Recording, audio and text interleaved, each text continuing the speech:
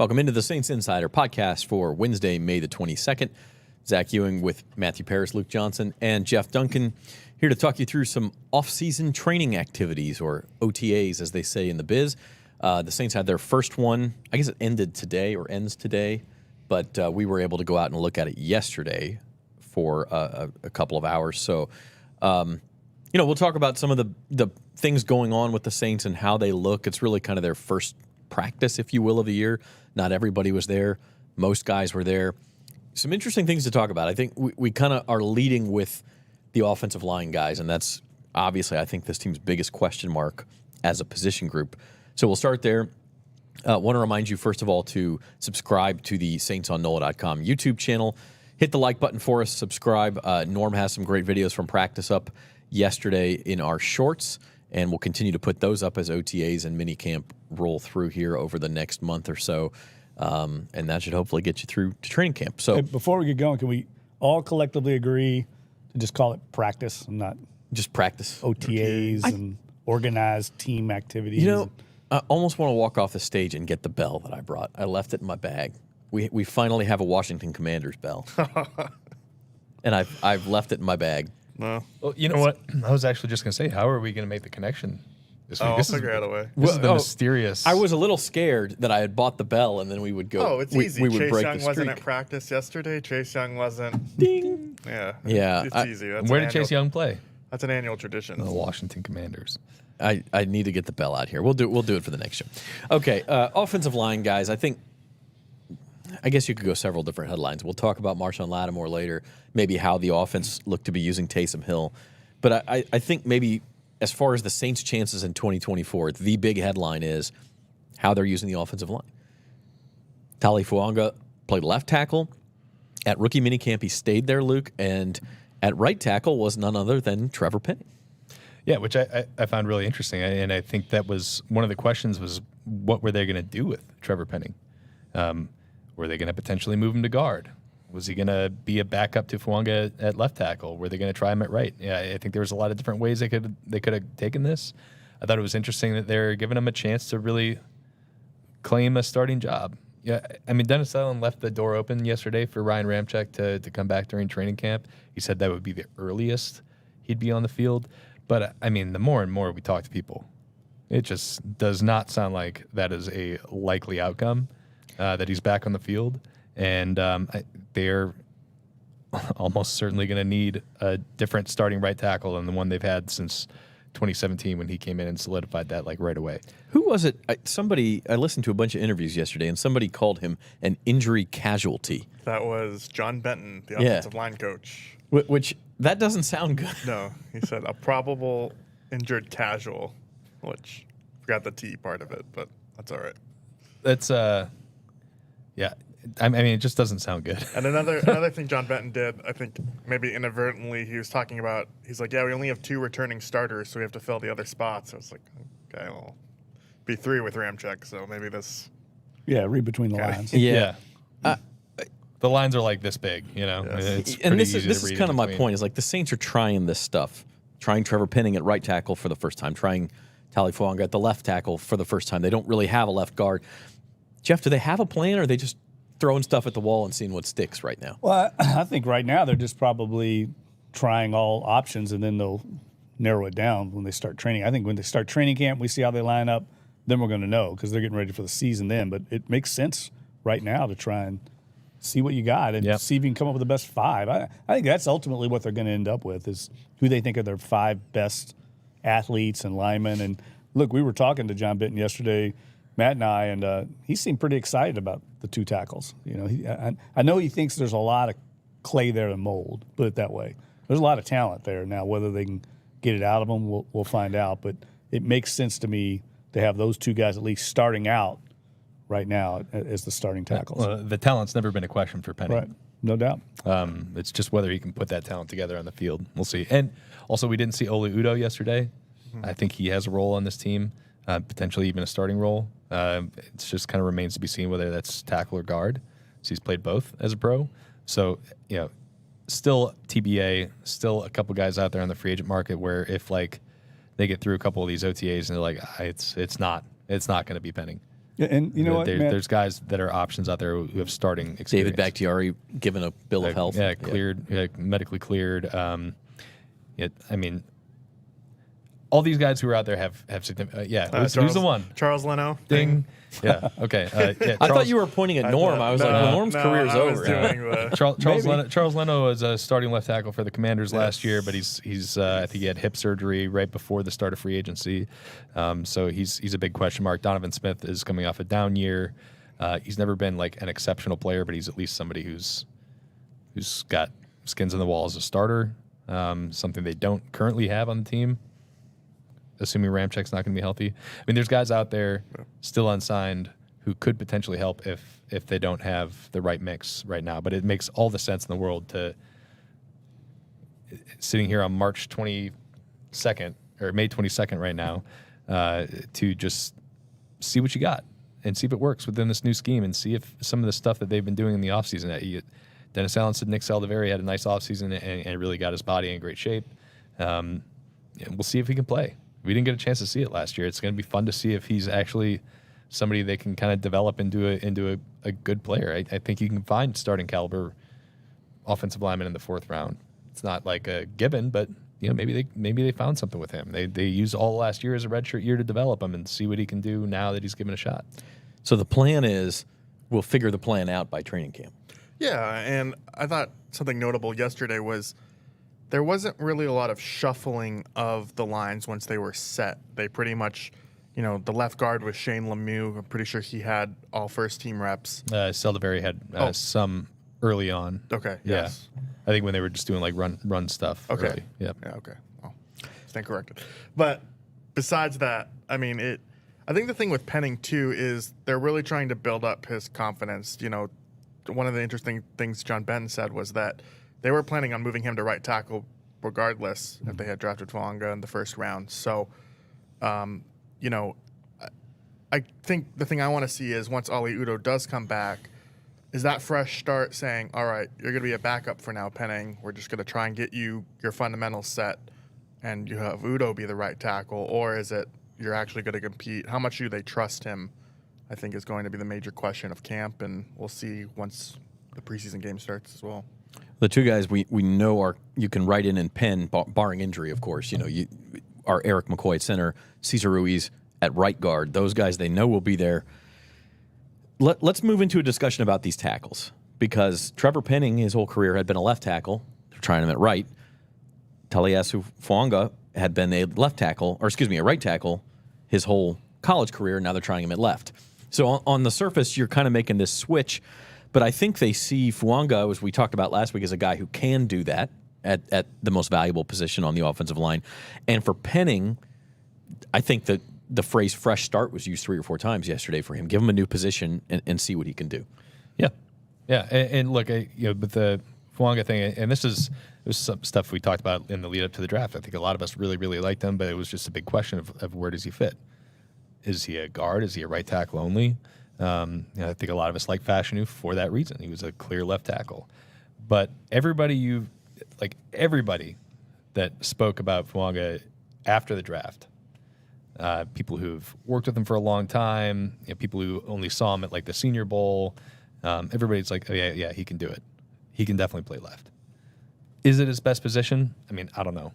But can he do it? I think everybody thinks it's a thing he can do. And I think it makes a lot of sense then to have Penning in a spot where he, if it's not working out, it's not going to cause quite as much damage,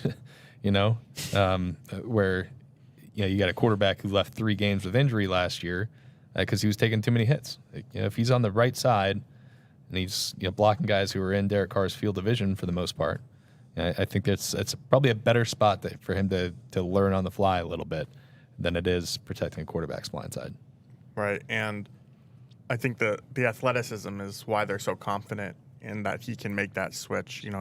They talk about him being very smart, but he's just pretty fast and nimble as a tackle, and you can get to that second level, which they've talked repeatedly this offseason as it relates to the run game. And so I think he has the physical traits to do it, and there's a debate we could have of whether you should just try and excel him at the position that he's best at, but I don't really blame them for at least trying and seeing what they have. The scheme to Dunk is designed to maybe take some pressure off the offensive line, or make it so that you don't need a superstar at every position, and that's probably part of this discussion too. Yeah, Benton talked a lot about how he thinks the old days of teams being right-handed running teams and having your best athlete at left tackle are kind of gone by the wayside. Everybody's ambidextrous. He used that word, and I totally agree. I mean, there was the old days. Lawrence Taylor lined up at the right edge, Derek Thomas right edge, and they rushed the passer. That's long gone. Now defensive coordinators are taking their best pass rusher and lining them up wherever they can get the mismatch. That's what killed the Saints in that was it a divisional round game against the Vikings a couple years ago? Right. Yeah. Where they just put Daniil Hunter and Everson Griffin inside and had him rush against Andres Pete and Cesar Ruiz, and they just smoked them for 4 quarters. So you're not going to be able to hide him anywhere. I think Luke's point about having the field of vision is valid, but I do think all of us, and I'm of the belief, and probably in the minority, I think all that's overrated. Like the position, I think you just get your best 5 guys up there. I mean, we've seen time and time again, Andres Pete was playing left guard the whole time, and he went out to left tackle, and he was fine. I've seen Cesar Ruiz fill in for Eric McCoy at center, and they're fine. I mean, they might be a little better at each position, but I don't think it's going to be this drastic drop-off for either one of them. They're great athletes, and I think they're smart getting them out there now and getting as many reps as you can at those positions so they can get down the little idiosyncrasies that exist with playing a different side of the line. I do think it's easier to help Penning on the right side with, throwing an extra tight end or just an extra lineman running play action stuff away from him. They're just kind of taking back, they're kind of trying to lessen his responsibilities, I think. And I think that's kind of smart if, given how the first 2 years played out. But these great athletes can do it. I mean, he's a terrific athlete for a guy his size. I remember Jamal Brown came in years ago, way before y'all's time here, but I mean, he was an Outland Trophy winner, left tackle. He moved to right tackle, starred there, made the Pro Bowl, then went to left tackle. I mean, these guys can do it. John Stinchcomb the same way. It was left tackle at Georgia, then played right tackle. I think sometimes we just get too caught up in it with these guys like that. Yeah, for sure. For sure. I do think there's something to be said about one side or another feeling more natural for people. But muscle memory, yeah. But I don't think, especially when if you're not trying to do it midstream, have a guy who's played right tackle for 6 games, switch over to left side. I think it's a lot easier to do it now and get him used to it now versus in October. Speaking of Andres Pete, Mickey Loomis said, I think on Monday at the golf tournament, that the Saints did try to re-sign Andres Pete, but the Raiders, we don't know if they beat their offer or, Pete just preferred to be on a new scene out west. All of that could be true, but they don't have Andres Pete. So that brings us to left guard, the 5th spot on the line. And this one's really kind of the question mark. You have Shane Lemieux, who has been a starter in the NFL and has also never gone through an NFL season without a significant injury. And then you have Nick Saldiveri, as you mentioned, Luke. I think the best case scenario for the Saints is that Nick Saldiveri takes that job and runs with it and shows that he can be a starter in this league. Or Udo. I mean, I think either one of those is but yes. If Nick Saldiveri, who last year they took in the 4th round, I think did they trade up to get Saldiveri last year, or was that only Haener that they made the trade for? I think they traded up to the very first pick of the 4th round. That sounds right, to take Saldiveri. Either way, they're invested in him. A mid-round pick for an interior offensive lineman is, it's like the equivalent of taking a receiver in the 2nd round. I think, I think that's them saying they believe that he can be a player, and he didn't get much of an opportunity last year. But I think a lot of us expected that, just given that he was coming from Old Dominion, small school, and he's going to need some time to develop it. But now's the time. He had all last year. He had the full off season. He's one of those guys who trained with Duke Manyweather in the lead up to the draft. I imagine he's been working out there with OL masterminds again, with Eric McCoy and a couple of the other Saints. Let's see what he can do. I mean, if he can take that job and win it, that's a huge win for the Saints, because not only is that a pick that hit, but it's a player who you've got controllable for another 3 seasons at a very, very reasonable price. If you can get a starting offensive lineman for, he's making like $1 million a year, it's a huge, huge benefit. And then that also frees up Udo to be your swing offensive lineman, whether that's at guard or tackle, or fit in wherever he needs to be, or Penning for that matter.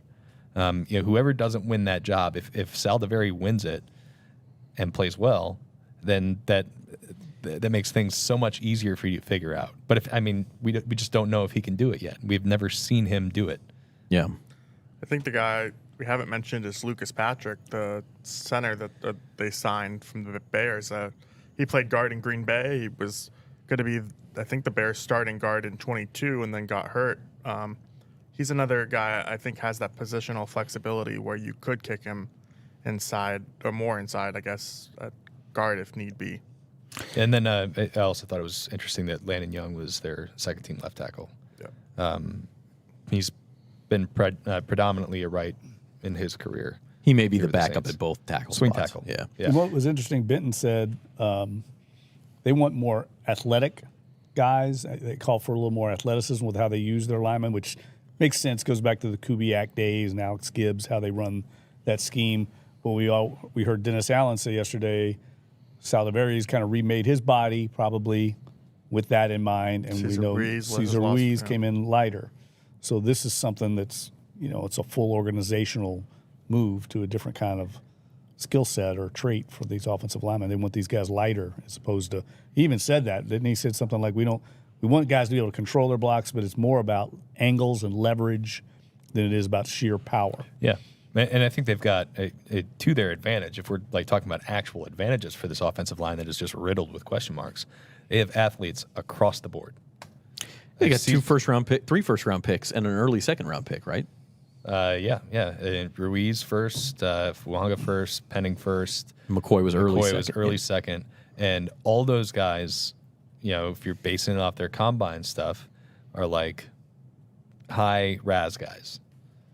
Guys who are very, very good athletes for their position. I mean, it's just a function of how the Saints have drafted, so it might really help them out in this new scheme.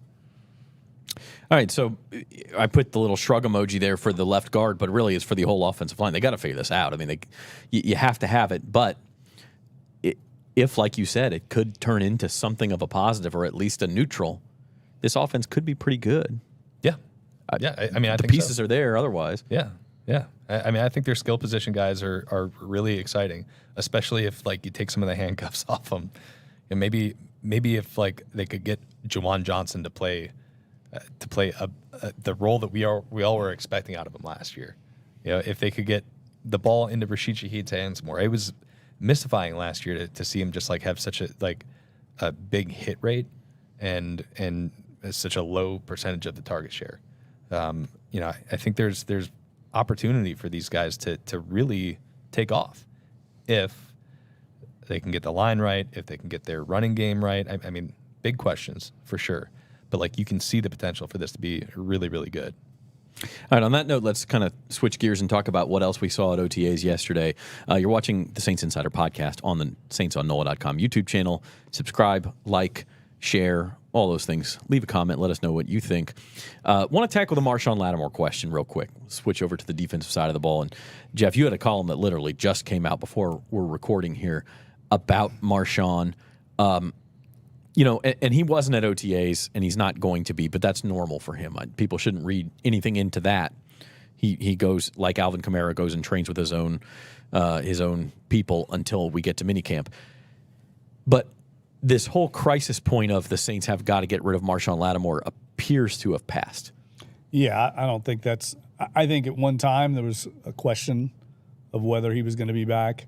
I don't think that's the case now. I think they've come out and said pretty adamantly that they expect him to be on the roster, barring some kind of crazy offer.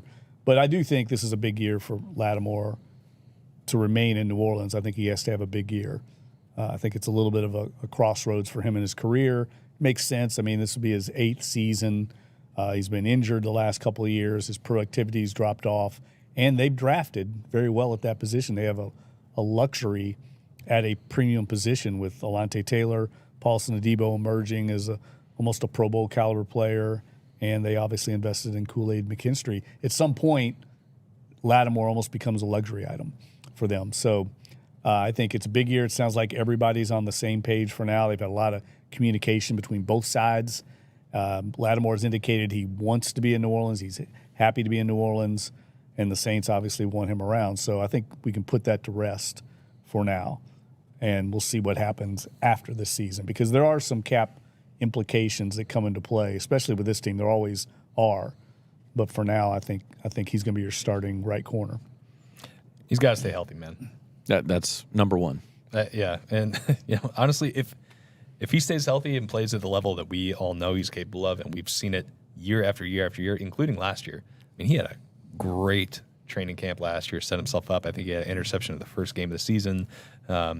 Looked like he was set up for a great year, and then he missed like more than half the season. I think that's 2 straight years he's missed close to half of the games, if not more. If he can stay healthy and if he continues to play at that level that we know he's capable of, good for Marshon Lattimore and really good for the Saints, because like if they decide like, okay, like we can move on because we have 3 guys we really trust behind them. They have, right as of right now, all of their draft assets for next year.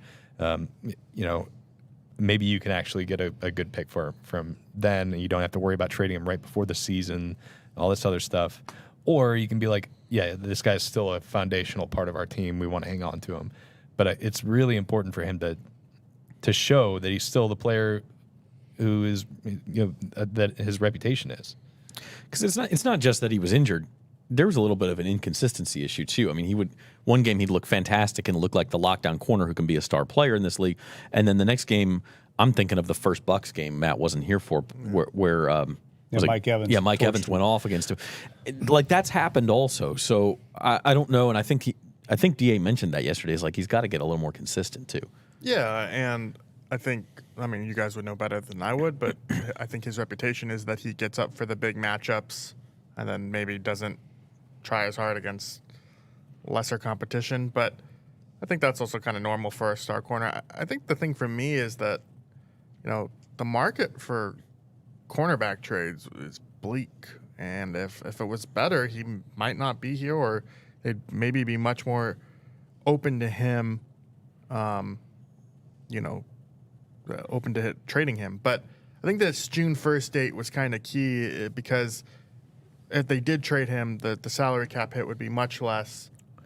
You'd actually save money if you traded him at that point. But with that approaching, I think Dennis Allen decided, like, all right, we're going to have to just like talk this out.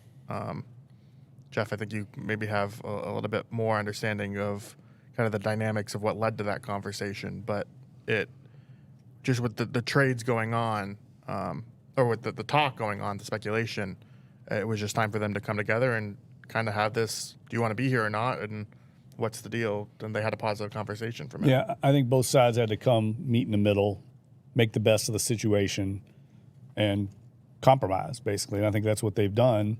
So I think everything's kosher right now, and then we'll see how he plays out. But you're exactly right. I mean, it's not just the injuries. I mean, he's been inconsistent. When he's played, I mean, I put his Pro Football Focus numbers in there. He's like 40th in the league the last 2 years at corner in coverage.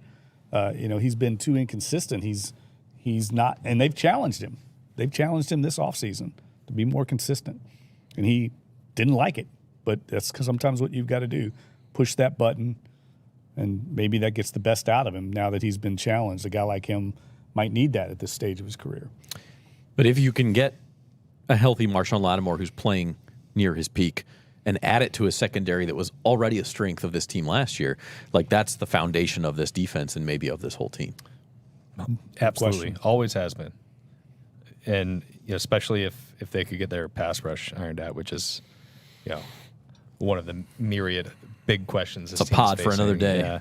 But that's their whole identity has been tied to pass rush and coverage working together.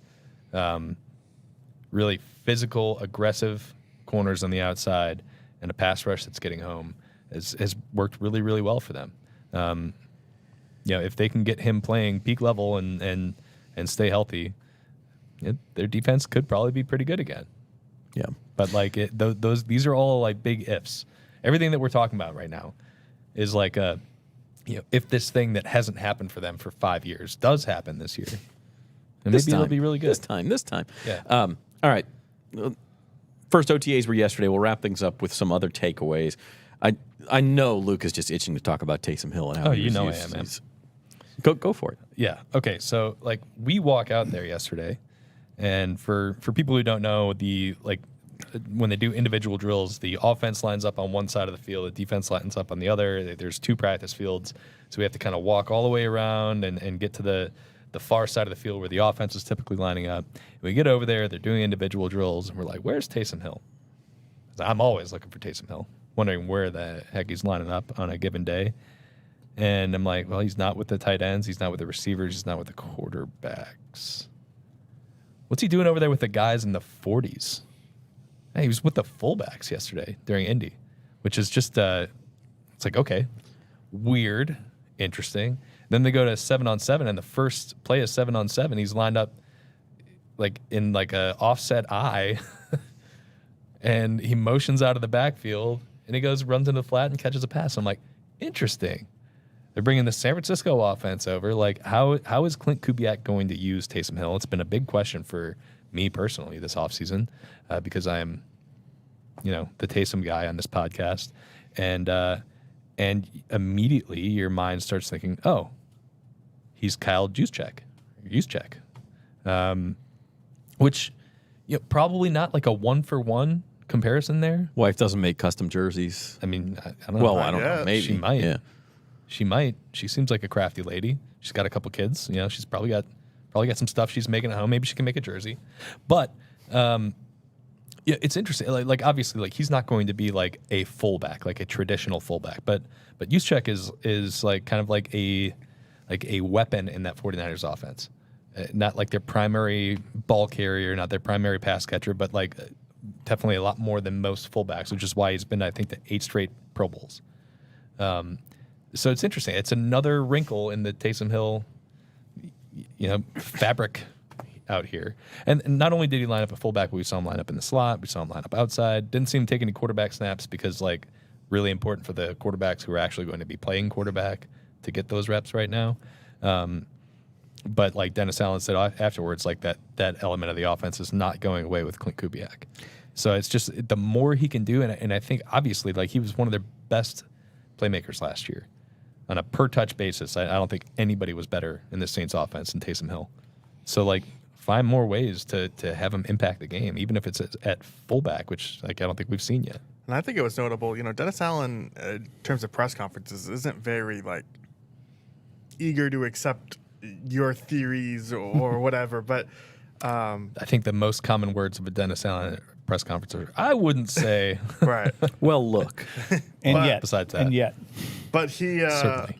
He kind of entertained the idea of, we brought up Juszczyk to him, and Fletcher did. And he was like, yeah, we see some similarities. It's not going to be 1-for-1, but we're going to try him there. And it is interesting. I mean, I think that the major difference is, besides being actual fullback, Juszczyk is really important to the 49ers run game and blocking and being kind of that stout force. And I just think they're going to have to use someone different. Prentice, they use. That was the thing that stood out to me yesterday too, is they had a fullback all the time, whether it was Taysom, whether it was Prentice or Xander Horvath is the other guy in the mix there. And it's just going to be a very important part of their run game, I think. Yeah, and to your point, like Taysom Hill taking snaps and OTAs at fullback is not going to like clear out the roster spot for either Prentice or Horvath. Like one of those guys is going to be on the team. It wouldn't surprise me if the other one's on the practice squad because I think that's still going to be a staple element of this offense, and they're going to need a fullback whose job is to block in this offense, and that's not going to be Taysom. You don't want to put Taysom Hill out there for 15 snaps a game lead blocking. Like you're going to ruin one of your best players. But it is interesting that you can use it, and he can, on occasion, go in there, and you think he's going to be in there to go catch a pass or go run the ball, and he can be a lead blocker on occasion. Like it's that thing that they've been talking about this offense where you're presenting one look that can go 25 different ways. Well, and there's possibility too whether it's at a fullback or the San Francisco 49ers were second in the NFL in the number of snaps they ran with 2 running backs last year. Not a fullback, but 2 true running backs. Yeah. And Clint Kubiak in Minnesota, I believe, was top 5 in that category as well. The Saints ran 0 plays with 2 running backs last year. I went and looked this up. None. Last in the NFL last year. Not counting fullbacks, just 2 actual running backs. So could Taysom Hill be there? Do we see more Kendra Miller? Look, I think this is just strictly a product of them playing to their strengths of what their personnel is. It's what good coaches do. If they had 2 good running backs like Ingram and Kamara, they would have run more 2 back sets last year. They didn't have that, so they're playing to whatever they have. I think it's always going to morph to your personnel. And Clint Kubiak, to his credit, looked at this roster and said, this guy's one of my best playmakers. I'm going to use him a lot. And look, the Saints have done this before. They've used Taysom Hill at fullback. It's really an F-back position to some degree, a move tight end. You move him out. I think he's a chess piece for them to use in a number of ways, like use check. But I think what we saw yesterday is he's going to be pretty prominent. And I think that's smart. I mean, he's one of the best playmakers on the team and arguably in the league. That was one of the cool formations we also saw yesterday. It was Carr, and then they had a running back on his right side, and then Taysom on his left. So kind of 2 back sets, and then Taysom, I think, ran a angle route or whatever. Like, it was just, we didn't see that a whole lot last year either. And that, I just think the variety of formations, the variety of looks is something that is going to be new. And Taysom has played fullback in this offense before, but we've never seen him working with the fullbacks in position drills. Well, I mean, this is something new. I think it's different the way this scheme views. I think it's probably just a little bit of the semantics of how they view the tight end and fullback. Everybody, those are kind of interchangeable parts in a lot of offenses, and I think it's probably just the way they're setting it up. Anything else you guys saw yesterday you want to talk about? Jake Haener, QB2? Well, I mean, I do want to bring up that I think Lou Hedley looks like a different player this year. And I think the thing that they were asking him to do last year was to be that non-traditional punter who was like kicking the end-over-end ball, the ball that spins weird, that's hard to catch, and like nice in theory, didn't actually play out the way they wanted it to play out. And he was like one of the worst punters in the NFL in terms of gross punting average, net punting average. He was kicking the crap out of the ball yesterday. And it was like the more traditional kind of American style of punting with the spiral instead of the end over end. Big hang time. Big hang time, a lot of distance. I mean, he was pretty routinely kicking at 50-plus yards, which is like something we didn't see out of him last year. Banged a couple into like the coffin corner. So I was really impressed by that. And I'm looking forward to talking to Darren Rizzi about and Lou Hedley about just like seeing what didn't work last year and maybe potentially changing it a little bit. Jake Haener, anybody? Yeah, he looked sharp. We didn't get a chance to talk to him in the locker room, but Spencer Rattler looked very much like a rookie. They had to reset the formation a few times. He had a few turnovers or near turnovers. But Haener, pretty sharp. Didn't really make that many mistakes. He was accurate over the middle. Looked kind of confident. He had a firm grasp of what they were doing. So, I thought he looked in the lead for QB2 as early as it is. I know Dunk wants to talk about Haener because all he did yesterday was like stand over there and talk about how he was on the Haener train. So yeah, don't sleep on him. Everybody's been sleeping on him. So I'm just saying this is a guy that his whole career has been counted out. He's probably got a huge chip on his shoulder. They bring in Rattler. He's the new favorite toy. This is the kind of guy. This is the kind of challenge he looks forward to. Now I don't know if he's going to beat him out or not, but I definitely wouldn't count him out. And I don't think the Saints are either, even though maybe the public has moved on quickly. And something that we kind of brought up on the show before with Haener is that like one of his strengths coming out of Fresno was his ability to process. And we've seen what high level processors can do in this offense with Brock Purdy. And we hear Dennis Allen talk yesterday about like one of the most important things they're wanting their guys to get through right now is, can you get through the progressions? Like, can you understand the 1, 2, 3, get the ball out? And that's, I think, one of Jake Haener's strengths is seeing the field, understanding where the ball needs to go. I think he's got a chance to be a player in this offense, and he's got a chance to be the QB2 going into the season, and be the guy who steps up if Derek Carr goes down. And all the mobility, like the bootlegs, the things that they use, as we talked about in this system, run, and then play action bootleg out of it. His best throw yesterday was on a play action. Yep. Yeah, that's what his strength was. And that looks Rattler too. So they have a clear profile, and I think what they want in their quarterbacks. Jake the Snake versus the Rattler. Oh, wow. That's a Matt Paris line if I've ever heard one. That was brutal, man. Can we cut that out, I Norm? loved it, yeah. What was the line yesterday? No. It was, oh, God. It was, don't say bye to Haener or something like that. Don't say bye to Haener. Yeah. It was man. terrible. That was bad. Yeah, That's the heat of the summer. I'm getting Joey real. Gallo. that's right. 110 Wow. batting average, 50 home runs. That one was a whiff, I So- got to say. Yeah, we'll wait for the next homer. All right, we're going to get out of here. That's the Saints Insider podcast for Wednesday, May the 22nd. Until next time, we thank you for watching. Subscribe, like to the channel. Our thanks to Norman Bell, our producer. For Matthew Paris, Luke Johnson, and Jeff Duncan, I'm Zach Ewing. Thanks for watching.